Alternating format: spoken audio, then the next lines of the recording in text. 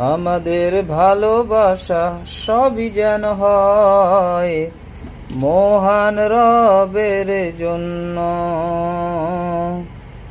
রাগ ক্ষোভ ঘৃণাগুলো তাও যেন হয় শুধু প্রভু তোমার জন্য। ভালোবাসি বাসি ভালোবাসি প্রভু তোমাকে।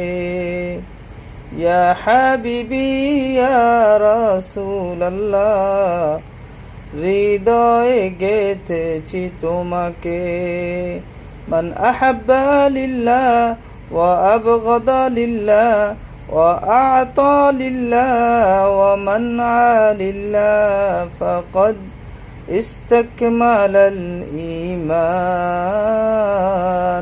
মান আহাব্বা লিল্লাহ